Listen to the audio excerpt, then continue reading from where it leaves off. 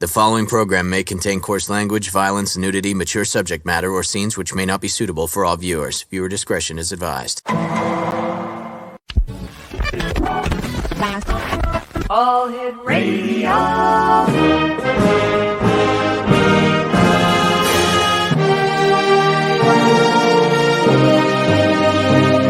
Welcome to the X Zone, a place where fact is fiction and fiction is reality. Now, here's your host, Rob McConnell. And welcome back, everyone. It is a new day here in the X Zone. It is now April the 6th, 2023. And I am Rob McConnell, coming to you from our broadcast center and studios in St. Catharines, Ontario, Canada. If you'd like to send me an email, xzone@xzoneradiotv.com or Mr. X at xzoneradiotv.com. On all social media sites, X Zone Radio TV. And we're being brought to you tonight by the good people at Beautiful Mind Coffee. It's coffee that your brain will truly love, but it's just not coffee. It's actually brainlicious. Visit www.beautifulmindcoffee.ca. This hour, we're talking about my favorite topic, angels. And joining us now from Prince Edward Island is the one and only angel lady herself, Karen Forrest. And Karen, welcome back to the X Zone. Good to see you without a hurricane blaring in the background. That's right. It's so nice. At least it's just a little bit of snow, even though it's April, but better than a hurricane. You know, you've got snow. My dad lives in Montreal, and God bless him, he's 95 years young. And he was, I was driving around prior to getting to the studio today, doing some chores for my wife. And I heard about this severe freezing rainstorm that was hitting southwestern Quebec where he lives. And I was really concerned, pulled the car over, talked to my dad, and he says, everything's fine here. So thanks for calling, son. You're an angel. I said, no, Dad, I'm not an angel. I'm just your son. So there you go. Coincidence. Dad called me an angel. I've got the angel lady on this morning. So thank you so much, Karen. It's always great talking to you. Now, for our listeners and viewers who haven't had the opportunity of hearing you in the past, tell us a little bit about yourself and your voyage, your quest, your crusade into becoming the angel lady. The angel lady, yeah. My autobiography, Angel Lady of the Maritimes, talks about that because it's interesting for me. I'm not like a third generation psychic. I certainly was not talking to dead people when I was a child. Mm-hmm. And my background is very much in the biological model. I have a bachelor in nursing, and I'm also a retired military nurse. So I went from a military nurse into working with spirituality, doing extensive training and communicating with angels and dead people. So before I left the military, I started extensive training with my spiritual path and doing the work that I do now as a spiritual counselor. But having the background in mental health, I was a mental health nurse, certainly gives me a wonderful skill set that bodes well with my work as a spiritual counselor now, especially when I work with a lot of grieving people, when I'm communicating with the deceased people. One thing I've learned over the many years, and being married to a nurse myself and having had the opportunity of being invited to many of their after nursing hour events, nurses are very intuitive, very empathic, and they're very, very caring people. Does this help you being the angel lady? Absolutely it does, because it means I learned long ago, and certainly as what made me a good mental health nurse was learning from my mental health team, including psychologists. The best thing they taught me is always trust my gut instinct, which I also call divine guidance, but others would call it gut instinct. So what were you were saying that you were taught by the people that you were working with to trust your gut instinct? To trust me. Yeah, I remember when I was a first new mental health nurse and a little nervous with my counseling skills and abilities and trusting myself. And constantly, whether I was working with a psychologist, psychiatrist, or social workers, because I worked with a diverse team, they always said, you got to trust your gut. If your gut's telling you something's off, if your gut's telling you this, you got to listen to it and then ask further questions from what your gut's saying. So I've learned anyone, if they're good at what they do, they're trusting the gut instinct. Where does angels fit into all of this? Same thing. Angels in to me, is the same thing as your gut instinct. It's just a way of angels getting through messages through your body, through what your gut's telling you. It's to me, it's the same. Are Helping more are listen more to and my more gut. people having angel communications and contact than they were years ago, thanks to people like you, your books, and your media appearances? Yeah. I found that people more well, really, what it is people are more open about talking about it. They've always been doing it, but when I started to write my first book, I received so much feedback on people saying, "Oh, now I can talk about it more openly." And then I wrote the second and third and the fourth book because of that, so that it gave a pathway and a venue for people to discuss their own angelic experiences and experiences from receiving messages from angels and their heavenly loved ones. So it's made it easier, including with more TV shows, more talking about Mhm. it, to make it people more open about talking about their own experiences and not worrying about being labeled they're crazy because they still Yeah. get that. People think I'm crazy, but this has happened, and then they go on and describe their stories. Yeah, what I hear a lot is, Rob, you're not going to believe this, but You're not gonna believe this, but you might that's think I'm crazy, but I've learned a long time ago doing this show that the people who think they're crazy are the real sane yeah, ones. the saner ones. That's right. That's right. When did you have your first angel experience? Um, Working with angels versus working with dead people is a little bit different. Dead people, communicating with them honestly didn't happen until I started my spiritual training in my late 30s. Angels were different though, because I've always believed in God. I've always believed Hmm. in angels because of my Catholic upbringing. So even when I was younger, I've always talked to angels on a personal level for myself, asking for help and trusting my God and listening to them, and just always making a commitment to live my life to the life path I'm supposed to, even if I didn't always understand where it's supposed to Hmm. take me. I do remember one of the first times I felt an angel, and that was in my military career. I was doing a 13K rucksack march, and it was something I had to pass for part of my officer training to become a nurse. And I, of course, was determined to pass the course because I wanted to stay in the military and I wanted to be a military nurse. And 13Ks, 13-kilometer rucksack march is not fun for someone like me who's only 5'2", and I'm humping like 50 pounds, my back, combat boots, rifle, and the whole bit. Like I'm wearing the same kit a man like twice my height and build is going to be doing this exact same thing. So I was trying to get through this stupid Hmm. march. And towards the end, because I was the slowest person, I'm always the slowest in these marches. But towards the end, I was thinking, oh God, like I don't know if I'm going to make it. And I suddenly felt this someone touched my back and kind of pushed me forward. And in the military, you do 13K marches. They often have medics or other people at the back who will help you physically, really kind of give you a little push to get you through the last part if you need some help. So they're not doing the whole march, but they'll help you if you need it. And I thought, oh, good, someone's behind me helping me out. And thankfully, they're not yakking at me because I'm just trying to focus slowly, one step at a time. I don't need someone saying stupid, encouraging words I don't want to hear. But I felt the presence and I felt the pressure on my back, and it literally moved me forward. And then at the end, I turned around to thank the person and thank them for not yakking at me. Eh, There's no one there. And then I realized, oh my God, that was an angel helping me. And I didn't even know because I didn't even have the energy to look around until the end of it and realize there was nobody there. And that was the start.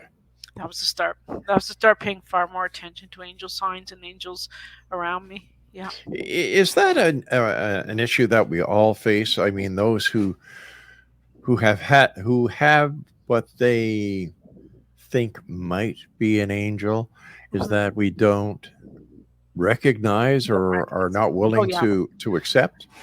Yeah, both. Sometimes that people just generally don't recognize it, and I've got stories in all my books talking about how angels can only appear in human form, but then they just suddenly disappear, and you're like, hey, where'd that human go? Well, Hmm. because there was no human, it was an angel appearing in human form to help you out.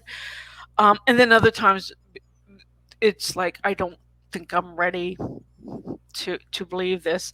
Certainly for me, I was fine with divine beings. Dead people was another thing. When they started talking to me, I'm like, No, I'm not too sure. I really want to hear this and believe this, and I don't know. I'm not too sure I'm up for this one. So that took me a Yeah. little bit to warm up to. I just started pretending it was not happening at first. I did. I'm like, I'm not ready for this. Was that a natural progression for you because of your nursing? And I'm sure that you had to deal with end of life matters with That's right. patients. Uh, Yeah. was that the next step? Actually talking to the dead people? Talking to dead is part of my work as a counselor to help people through a grieving process and make their lives easier for them when they're grieving. Mhm. And because it just as a mental health nurse and in counseling, I did a tremendous amount of grief healing and therapy with people.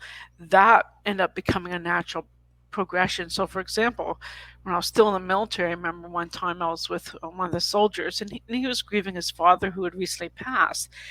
And I remember feeling and hearing his father, because after about 3 sessions, I was getting familiar with his father's essence and presence from my client talking about him. And I remember in one of the sessions thinking, oh my God, it's like I really feel the man right here. But again, still not open to the thought that could be happening. I'm like, no, no. And I can hear the guy. I can literally hear his dead father talking. I'm like, no, still not, no, not ready to go there, not doing it. So I just ignored it at first. Wasn't ready. And that's okay. You'll get there when you're ready. Is there a difference between a dead person and a spirit and a ghost, or are they all the same? Everyone uses different terminology, but for me, a ghost is a dead person who hasn't crossed over into the afterlife, so they're stuck here on Earth. So their vibrations are pretty low, and they're lost souls that until they cross over, they can't Mhm. progress. So it's not a good feeling to be around a ghost, versus a dead person who's human died, gone on to the afterlife, they've transitioned over, no problem. Spirit is a vague term, so I don't tend to use it. That can be almost anything. A lot of people use it for dead people, but they can use it for various terms. So I'm really picky with people saying, look, here's what I mean by this term, because I want to be on the same page with the language when I'm communicating with my clients. Because someone could come to me and say, oh, I want an angel reading. And really what they want is medium reading. They want to talk to their dead mom. I'm like, oh, okay, well, they call your dead mom an angel. I don't, but that's okay. As long as I know what your language means, I'll switch over to that. Karen, we've got to take our first break, and I want to thank you so much for joining us tonight. Always a great pleasure talking to you. And once again, thank you very much for your service. Yes, thank you. Stand by, Karen. Karen Forrest is our special guest, www.karenforrest.com. And Forrest has 2 R's in it. That's KARENFORREST.com. This is the X Zone. I'm Rob McConnell. We'll be back after this break. Don't go away.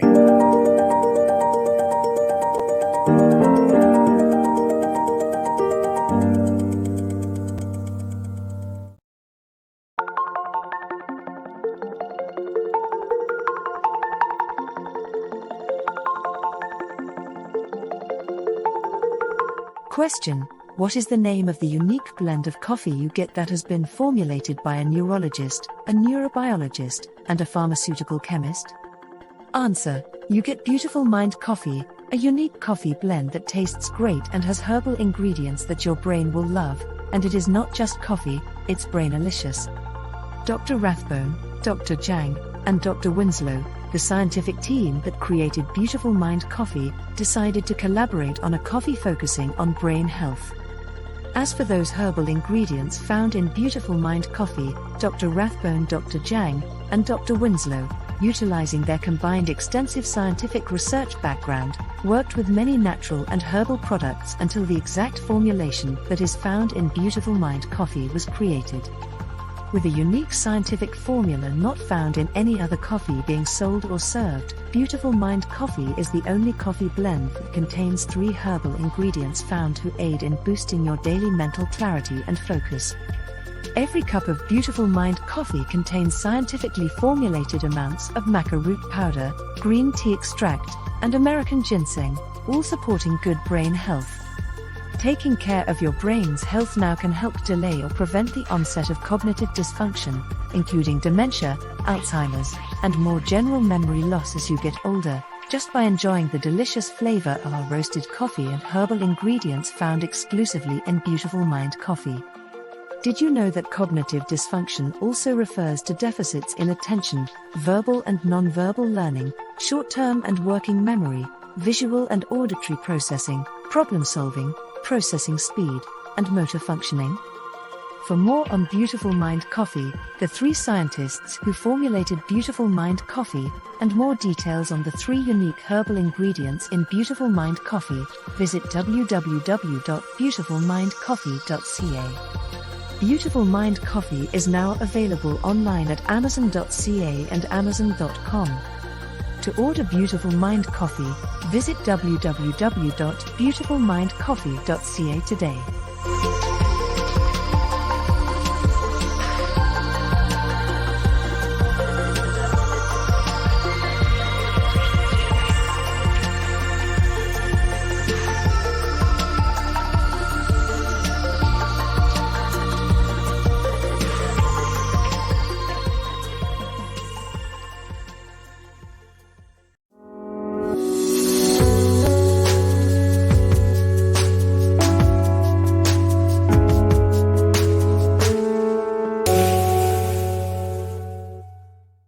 Welcome back, everyone. Karen Forrest is with us, the Angel Lady. Her website is KarenForrest.com, and Forrest has 2 R's in it, X-Zone Nation. That's KarenForrest.com. Karen, do angels communicate with people and through their dreams? Yes, absolutely. That's actually pretty common, especially if you're more visual. And part of the reason is that our minds are more relaxed during our dream time. So it's easier to communicate. Where during the day, yeah, good luck trying to get our attention. It's hard. We're busy. I'm busy. It's hard. So both angels and your loved ones in heaven frequently come through in your dream state. Often, especially your loved ones in heaven, people will say, oh, look, I dreamt about the person, but they said nothing. And then they'll call me going, what's the message? What's the message? I'm like, there is none. They came to you looking good to let you know they're okay. That's the message. So you didn't miss anything. You just spent a small fortune for me to tell you. There's no, yes, they love you. They're okay. That's what they're conveying. But frequently, if it's a loved one passed on, they're not going to say anything in the dream. All you remember when you wake up is that you saw them and they look good, and you felt peacefulness and love from them. So you feel that, but they don't tend to say anything. Do those who have died and left this plane, do they always communicate with those that they've left behind? Yes, they do. Whether or not we're listening is another thing altogether, but they're constantly trying to let you know that they're around you. They're trying to help you. They're guiding you in your life, trying to make your life better for yourself, and just letting you know that they love you and they're okay. So yes, absolutely they are. Yeah, it's just taking the time. So often I tell people, look, you want a message from them, just sit with them for a minute. Just say, okay, Mom who's passed on, I just want to sit with you and hang out for a minute. You're going to feel them. You'll feel their presence around you. But it's hard when we're busy. We're always busy. I guess, hard to get it. I would imagine so. And I've often wondered if all the electronics we have in today's society, if they are a deterrent, or if they actually mask the efforts of those from the other side or who are trying to communicate with us. No, it's the opposite. Dead people, especially more than angels, but dead people love working with electricity and electronics. They think it's funny. So they're the ones, no, we don't think it's funny. We were sitting going, why is my phone turning on and off? Why is my TV flickering? It's because they're trying to get your attention. And I tell people, whoever you feel at the time or thinking about it at the time, that's the one with the sense of humor in heaven trying to grab your attention. I've had it, and I still get it. It still freaks me out. You think I'd be used to it now, but my father, who's been passed on well over 10 years now, will roll up and down my car windows. My car windows are electronic, and that's my car is not even turned on. And then I'm thinking, oh my gosh, my car is possessed. So I'm like, Angel, what's going on? And the angel's like, relax, it's your dad. I'm like, oh yeah, I knew that. I just forget. I go right into a panic. And I know, and I still go into automatic. Oh my God, my car is possessed. What's wrong with my car? It's turned off and the windows are going up and down. And it's dad. They like to play with electricity. So it's actually electronics. It's a good thing. That would freak me out if I know my car is off. I'm turned off. is turned off and I saw the windows go up and down, Windows up I would freak out. I and really I would. still do. I mean, like it happens usually a couple times a year, and I still freak out, go right into panic mode for the first few seconds till I go to the angels going, "What's going on?" They're like, "Come on, Karen, you know this. It's your dad." I'm like, "Oh yeah, I know. I forget because I go into panic at first when that happens." Did your dad have a sense of humor? Yes, he does. There you Ones go. who have a sense of humor love working with electricity, right? They do. Yeah. So I tell people embrace it because they're good. The only thing that's a nuisance to me sometimes when I'm doing private sessions with mediumship is that Right. because I am working with energy with the deceased, is that can mess up when the people are trying to record the session and it messes it up. Like the recording doesn't always go through, and they're like, "Oh, I didn't get it all recorded." I'm like, "Nah, I tell you, you can record it all you want, but good chance it's going to get messed up because I'm dealing with energy here, and it messes up that type of thing too." So that's annoying for people. Has it ever happened to you where somebody has come to you for your work as a medium and asked you to communicate with someone on the other side, Mhm. and you get the message, "Hey, I don't want to talk to them." No, not ever. Not Really? ever. Not yeah, people ask that. They're like, "Oh, I wonder if they're gonna come through." I'm like, "That is the opposite. I have to control it because I have never, and I've spoken to tens of thousands of dead people, not ever had one dead person say, 'I don't wanna talk.'" Some in my experience can be quieter than others, and that's normal, because if they're quiet in their lifetime, they're not gonna be Mhm. catty normally in heaven either. Or if they've been deceased for 20 plus years, they tend to be a little quieter.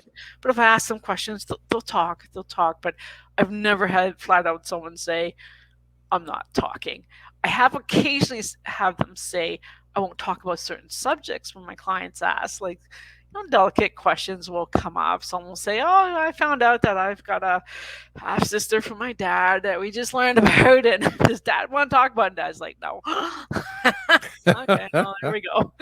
And other times they will talk about it too. Most of the time they will, but occasionally I'll get, "I don't want to talk about that," and so I honor it and I move on to the next subject in the conversation. But they'll never not talk. That's just absolutely does not happen at all. So how do you control who comes in and who stays out? Because I'm sure once the other side realizes that you have the ability Yep. to communicate, everybody just wants to have a chat session with you. How Everybody do you wants, control oh it? my God, tight controls. That's why I work at a professional level. I have tight controls. So first of all, during a session, I ask my client, "Who do you want me to speak to?" Because I ask God to bring them in one at a time. So I try to control by saying, "Let's just bring them in one at a time. You want me to speak to 3 people today? Tell me the first person. I'll ask God to bring them through. Everyone else has to be quiet. They got to shut up. I don't want to hear them because I pick up on them. I hear them. They're all trying to crash in." And then other times I literally have to tell them, "Be quiet, stop interrupting. I'm trying to focus on one person at a time." Otherwise, it gets confusing with the Yeah. messages as to who's saying what. And it's like a 3, 4, 5-way conversation, which that's a lot mentally on me trying to weed through all that information and words all at the same time. So I basically I let God and Archangel Michael control that. And I tell the dead people what to do. And I also threaten them. I'll say, "Look, you don't smarten up. I'll cut you off and I'll tell God to take you away and I'll stop talking to you." And that usually settles them down enough to stop interrupting so much so I can focus on who I'm talking to. Have you ever had anyone from the not so nice realm try to interfere with what Mhm. you're doing? I haven't, but again, as a professional, I know how to handle that to make sure it doesn't happen. I say a prayer at the beginning of all my sessions that it is divinely guided and protected. And with dead people, I'm very, very careful because I would never allow just any dead person to come through. I have boundaries that the angels, Archangel Michael and God have for me in place that they enforce, including that I can't inadvertently invite in a negative dead person. So if a dead person they've crossed over, but they kind of chose to be in a little lower level vibrationally, and I don't want to talk to them. They're disruptive souls. I don't need that in my session. Mhm. If that were to inadvertently happen, and I say, "Hey, bring in this person," angels like, "Hey, look, that person's in lower vibrational level that you've asked us not to bring through. Do you really want me to bring them through?" I'm like, "No, no, no. Keep them away. Don't bring them through." didn't realize they're low vibration, don't want them near me, disrupting the session at all. Yeah, so again, tight controls and a lot of very specific intents for that. How does someone get to know who their guardian angel is? I tell people, you want to get to know, go hang out with them every day. Take a minute, hang out with them, and just say, guardian angel, you and only you, and I don't want anyone else, just you, so I can get a feel for you, and hang out with them and just trust what comes to you. And in time, with practice, and it is a lot of practice, that's what I had to do to fine-tune my skills. It was practice and practice and practice and practice. Just hang out with them and ask them to hang out with you. You'll feel them. You'll start to hear them, but you got to take the time, even if it's only for a minute, to do so. That's how you get to know them. And then the other thing is hang out with them and ask them for help in your daily life, because the more you ask for help, the more you get familiar with their energy and how they can help you. So they want you to ask for their help. Yes, they do. Yeah, both your relatives in heaven and divine beings, because of free will. So they absolutely want you to ask for help, and it makes your life a lot easier. When I started to learn that spiritually, I had no qualms about bothering the angels. Some people think, oh, aren't you bothering them? I'm like, well, no. First of all, you're trying to put a human trait on a divine being, so no, you're not bothering them. I didn't think that. I'm like, I'll bother them all day long, no problem. If it makes my life easier, I'm gonna. So I do. And when I realized it helps, I was actually quite surprised how much it helps me. Then I never stopped. Every day throughout the day, I'm asking the angels or my loved ones in heaven, my relatives in heaven, to help me out with things. Yeah. I would imagine, because of your past professional life as a nurse and a member of the military, that when it comes to dealing with children on the other side, it must be hard for you. Yes, yeah, kids, that's tough. That's tough. The grief anyway, but one of the hardest griefs for me when I'm communicating with dead people, it is children. It is. I can talk to your dead mom, dad, grandpa. Look, they're old, they died. That's natural. Yeah. But to talk to a child that's passed on, and I'm talking to the parent, that's emotional for the parent. I find it hard. It's emotional for me too. Very much emotional when it's a child. Yeah. You must be exhausted after a session. How does Karen take care of Karen? Yeah, I do a lot. I do. I have like very strong daily spiritual practices into place so that I don't burn out, because I burnt out in the past as a nurse. That's not fun. I don't want to ever go back to that space. So I do a lot to take care of myself. But even after each session, very specifically, I ask angels to help me cut the cords, which means releasing the negative energy from the session or the emotions that could be coming up within me that I'm feeling during a session, because it can be so emotional what people are talking about. Then I'm picking up on their emotions. So I tell the angels, okay, I can tell my clients have intense grief or pain or anger. I get that, but I don't want to take it on. So don't, so I'm very conscious. Don't take it on. Feel it. Understand what they're going through, but don't take it on personally, because I'll be a wreck by the end of the day if I did that. So I have very strong spiritual practice, but even health practices, eating healthy, working out, fresh air, like all that. I'm so particular about following good physical, mental, spiritual practices. Otherwise, I can't effectively do my work. I would burn out, and I wouldn't be as good in my work if I didn't have those practices into place. Karen, you and I have to take our break at the bottom of the hour. Please stand by. And Exo Nation, our guest this hour is Karen FORREST. She's the angel lady in Prince Edward Island. She has 4 books out, right, Karen? 4 books? Yeah, 4 published books. Yeah. And I believe they're available on Amazon and other fine online. Amazon and chapters. Yep. And you and I will be back on the other side of this break as we continue right here in the X Zone from our broadcast center in St. Catharines, Ontario, Canada. I'm Rob McConnell. Don't go away.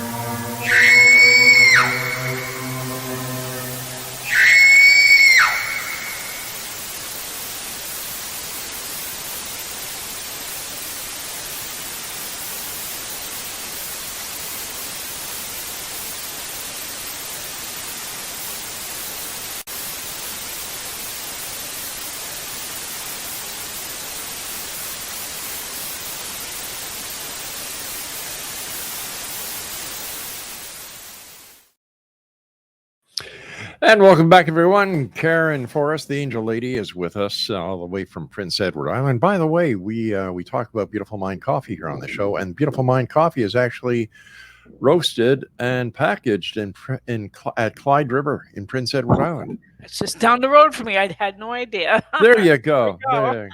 There. Karen, how does somebody know if their house is haunted by a ghost or a spirit? Or when it comes to this kind of activity, it's one and the same? Yeah.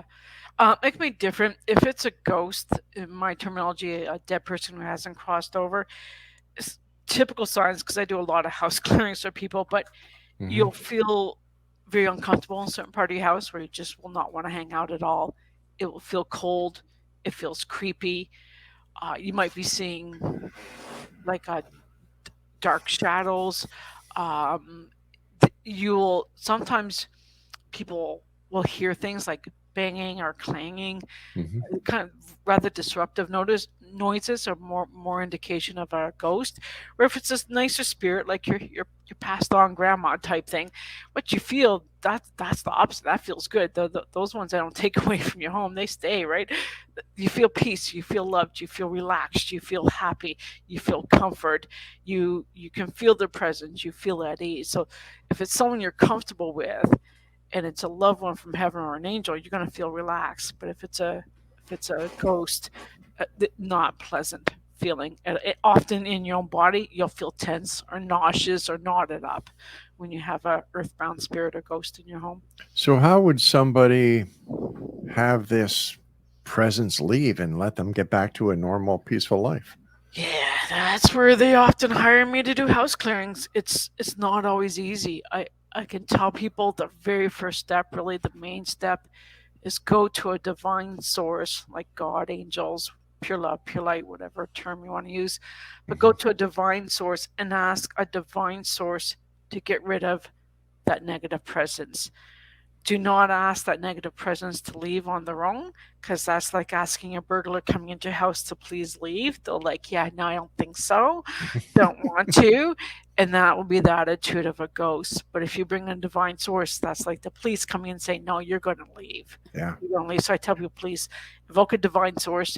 Don't try to do it on your own. Don't tell them to leave without a divine source overseeing that. It's just easier and more effective. Do religious artifacts in the house help protect the house? For example, people have no, eh? No. What it does though is it helps people invoke a divine source, which then can lead to protection. But the physical object means nothing. But if people use the physical object to connect it with a divine source, that I get that's common with people. That's fine. But the object itself, no. No, eh? It's using an object to connect with a divine source through your own way. Yes, that works. How about holy water? Same thing. It's you can bless it all you want. It's still holy water. But if you're sitting there and going, okay, through this holy water, I'm invoking God or Jesus, well, the fact you just invoke God and Jesus is what's going to help you. It's not the physical holy water itself. Now, I understand that you do saging. So how does that work? Yeah. I'm still, even when I use that, because to me it's still an object here on earth. It's from the earth, but I still invoke a divine source. So when I do use sage on a regular basis, I like to smell it. It's a form of clearing. It's not the only way, but it's one way. But even then, when I'm saging, I'm still invoking the angels or God or Jesus or a divine source to work through the sage to do the clearing that I'm asking for. So I don't never just use the sage by itself and run around with sage doing this. It's like, no, I'm doing that with the angels with me, using the sage as a sacred object. Why is it that some ghosts go to the light, cross over, and others remain? Yeah. My experience, I mean, that's a good question, because when I start working with ghosts, I start to learn the two main reasons I found when I'm helping ghosts cross over into the light when I do clearings. One is addictions. If the human had an addiction when they're alive, they might not be ready to give it up, so they hang on to earth, because in heaven they're not going to have that addiction. They're like, yeah, I'm not ready to give up that addiction, so I'll go find somewhere where the addictive behavior takes place, or attach myself to someone who has the same addiction. And the other one, which is really sad, and very sad when I see this, but it's so common, is people are afraid to cross over because they're afraid of being judged. That they might have learned in religion that you're going to go to hell and you're going to be judged, and they're like, "Oh my God, I wasn't perfect in my life, and I don't want to go to hell, and I don't want to be judged, so I'm just going to stay here." And I'm like, "Oh no, for heaven's sakes, go to the light! Like literally, go to the light. Well, you're not going to be judged." So it's fear, judgment, and addictions are the two common things I've noticed. How can people improve their intuitive abilities? A million different ways. There's so many ways. That's where I tell people, sit down and work with what works for you. Some people, it could be something as simple as listening to music. I'm not a musical person. It's not my thing. But for some people, listening to music helps increase their vibrations, which means then you can also, you're more intuitive the higher your vibrations are. Other people, it's go out for nature. It's what the doctor tells you, the same darn thing to stay healthy, right? Sure. Get outside, go for a walk, connect with nature. That I do. For me, it's the beach and swimming. That's my connection. That raises my vibrations, which makes me more intuitive. But then I also do things, spiritual tools, like I ask the angels every day, clear and balance my chakras. That takes like a whole minute of my time every day. And then sometimes it's things like taking time to just meditate for 1 minute to help release some of the heaviness in my head. So I encourage people to do that. But there's so many ways, and I do it in many different ways so I don't get bored too. But basically, it's looking at a lot of what any family doctor would tell you to do to stay healthy. It's what some of what I used to say as a nurse: eat well, go exercise, get fresh air. That all increases your intuitive abilities. All right, Karen, stand by. We've got to take our final break for this hour. X Zone Nation, Karen Forrest is our special guest, KarenForrest.com.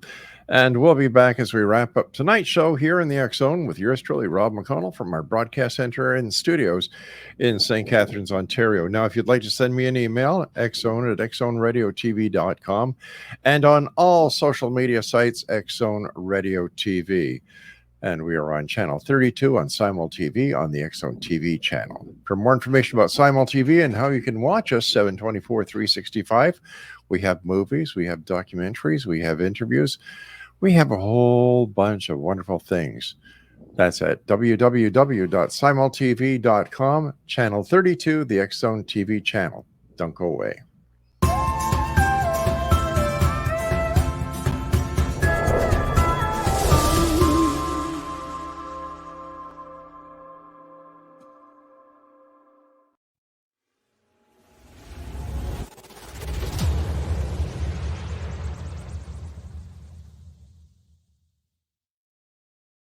So I was watching the X-Zone TV channel last night when I was abducted by aliens, and they kept repeating to me over and over again, simultv.com, simultv.com. What's simultv.com? That's what I asked them. They had it written on the side of their UFO. How do you spell that? UFO. No, I mean simultv.com. simultv.com. simultv.com. Right. simultv.com. Interesting that you were abducted by aliens in a simultv.com UFO last night. Oh, yeah? Yeah. Now that you mention it, I remember now last night I was awakened from a deep sleep. My great-grandmother was standing there. She said she'd come from the hereafter to tell me about simultv.com. She even spelled it out for me. simultv.com, sonny boy. simultv.com. simultv.com, sonny boy. Wow. Yeah. Guys, you'll never guess what my psychic guru just told me. simultv.com. Exactly. Are you guys psychic too? Of course. We all know about simultv.com. simultv.com.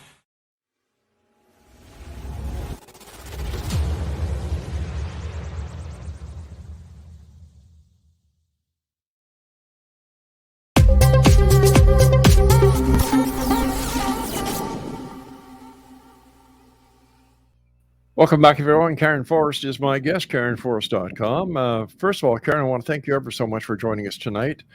Always a great pleasure talking to you. Has there ever been a time doing what you do, whether it's talking to dead people, talking to your angels, helping people with a paranormal situation that they've gotten themselves into for one reason or another, has there ever been one thing that has just shocked the living heck out of you? Yeah, there's been a few, especially more with ghosts, with like Earthbound releasemen and doing house clearings. The rest is not so shocking to me. But I remember one time when I was doing, it was a church clearing. It was the worst clearing I've ever done, like the worst. And it was a Catholic church, the church my parents were married, for heaven's sakes, and I was going, the worst. It was horrible. And I was shocked because I'm used to doing clearings. So I've got training in it. I've finally got to do it. But what was shocking is, because it was a church, how much on the land and in the church that it felt like, I don't like to use this term, but demons. Like, it felt demonic. It was horrible. It was horrible during the clearing, to the point that Archangel Michael shoved me to the side, basically, and said, you're not standing as close as I normally would be. Normally I vision myself right in the clearing. And they're like, no. And I'm like, I don't want to be there. It was like I was watching a horror movie of demons and zombies. It was crazy, crazy, crazy, crazy. Like, crazy, horrible stuff. Yeah. And so who took the lead on the clearing there? Archangel Michael or yourself? Oh, it's not me. I get paid for it. I take the money. They do the work. I just facilitate it. You don't want Karen Forrest doing it. No, my vibrations aren't high enough. No, my intent is always a divine source clears. I facilitate the process, including earthbound releasement. No, that was God and Archangel Michael. And it was Archangel Michael that shoved me out of the way and said, stand back. And I'm like, oh my God, this is nuts. I've never seen anything like this before, ever. And I've done lots of clearings. Yeah. Karen, what are your final thoughts and words of wisdom for the Exo Nation tonight? What I really encourage people to do is have fun. Just like have fun with working with their angels and their loved ones in heaven. It's not meant to always be serious. When I'm talking to angels, they have a sense of humor. So does God. So a lot of times when I talk to them like I would a friend. So I tell people, relax, chill out. The more relaxed you are, the easier it is to get the messages. But just if you want to feel them or see them or talk to them, just chill out, sit down for a minute, invoke one person at a time so it doesn't get confusing who you're hanging out with, and hang out with them. Karen, do you give courses? I do. I do workshops, and a lot of my training is one-on-one and private mentorship with people. And if people would like to contact you to take a course, how would they best do that? Through your website? Through my website, KarenForrest.com. You can opt into my email list to find out what I'm doing in your area, and then any events are always updated on my website. Super. Karen, as always, a great pleasure talking to you. Thank you for everything you do. And once again, thank you for your service. Thank you. It's a pleasure tonight. Take care of yourself. Get some sleep, my friend. Yes. Good night, Karen. Thanks. Oh, Karen, do me a favor. Yeah. Say hello to the angels for me. I will. I'll say angels and all your loved ones who love to talk. I can feel them. Take care, Karen. Blessings to you and yours. Thanks. And that's it, Exo Nation. Another night here with three fantastic people. We had in our first hour Jennifer Mag. Second hour, we had Becky guide us in. And of course, this last hour with our good friend in Prince Edward Island, Canada, the one and only Angel Lady. And of course, that is Karen Forrest. Now, I'll be back tomorrow night at 10 o'clock as once again we cross the time-space continuum to this place that I call the X Zone. It's a place where people dare to believe and dare to be heard. It's a place where fact is fiction and fiction is reality. To my studio producer, the one and only Craig West, thank you, my man, Mac Alexander, our director of international programming, and my senior executive producer, my wife and my best friend, Laura. So get the coffee on, honey. Make sure it's Beautiful Mind coffee because I'm coming home.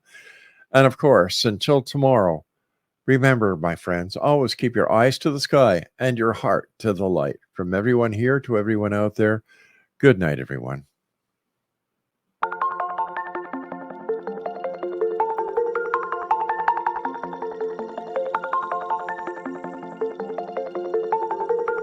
Question: what is the name of the unique blend of coffee you get that has been formulated by a neurologist, a neurobiologist, and a pharmaceutical chemist? Answer: you get Beautiful Mind coffee, a unique coffee blend that tastes great and has herbal ingredients that your brain will love, and it is not just coffee, it's brainalicious. Dr. Rathbone, Dr. Jang, and Dr. Winslow, the scientific team that created Beautiful Mind coffee, decided to collaborate on a coffee focusing on brain health.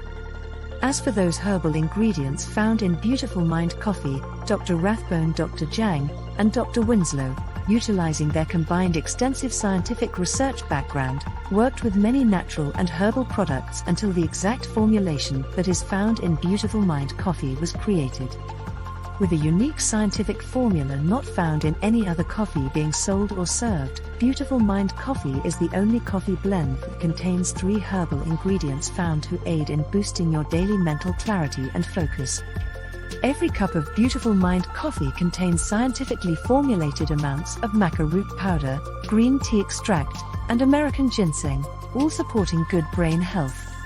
Taking care of your brain's health now can help delay or prevent the onset of cognitive dysfunction, including dementia, Alzheimer's, and more general memory loss as you get older, just by enjoying the delicious flavor of our roasted coffee and herbal ingredients found exclusively in Beautiful Mind coffee.